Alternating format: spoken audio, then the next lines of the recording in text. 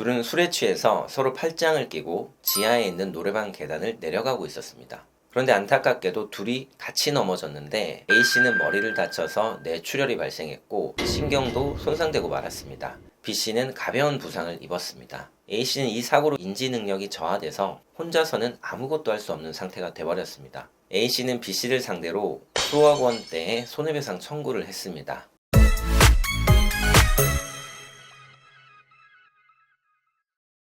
안녕하세요 여러분, 변집사TV 한세윤 변호사입니다. 여러분, 우리가 살다 보면 실수로 누군가를 다치게 할 때가 있습니다. 이럴 경우 과실치상이라고 해서 형사적으로 처벌을 받기도 합니다. 다만 실수로 일어난 범죄이기 때문에 벌금형을 받게 되는 경우가 대부분이고, 상대가 사망했다면 금고형을 받는 경우도 있습니다. 형사적으로는 이와 같이 처벌이 되고 이후 민사적으로 손해배상을 해줘야 하는 문제도 발생합니다. 이렇게 손해배상 청구를 할 때는 다친 사람의 과실 비율이 얼마인지 중요합니다. 이 과실 비율에 따라서 인정될 수 있는 손해액이 크게 달라지기 때문입니다. 또 때로는 사고 경위에 비추어 봐서 전적으로 피해자의 과실로 인정되는 경우도 있습니다. 이 경우 피해자는 자신이 아무리 많이 다쳤더라도 상대방에게 손해배상금을 단 1원도 받을 수가 없습니다. 사고가 났는데 전적으로 피해자 책임인 경우가 있을까 싶지만 생각보다 많이 있습니다. 제가 최근에 진행한 사건을 소개해 드리도록 하겠습니다. A씨와 B씨는 절친이었습니다. 둘은 1차로 술을 마시고 기분 좋게 취해서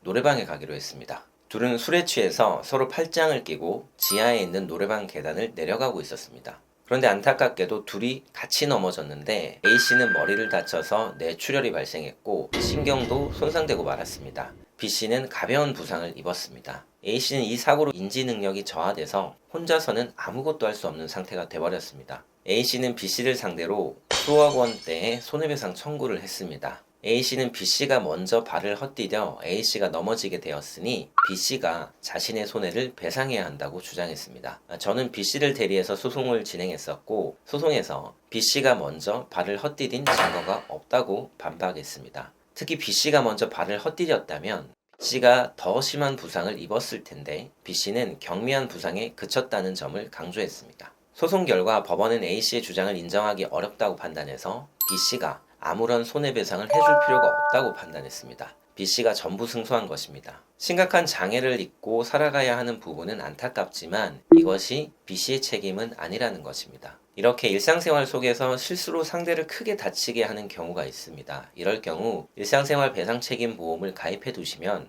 이를 통해서 보험 처리를 할 수 있습니다. 그런데 보통 이 보험의 한도가 1억 원이기 때문에 상대의 손해가 1억 원을 넘는다면 넘는 부분에 대해서는 자비로 배상을 해줘야 합니다. 그렇지만 만약 사고 발생에 자신이 아무런 책임이 없다고 생각된다면 오늘 사례처럼 적극적으로 다툴 필요도 있겠습니다. 자, 오늘 영상은 여기까지고요. 저는 다음 영상에 다시 찾아오도록 하겠습니다. 변집사였습니다.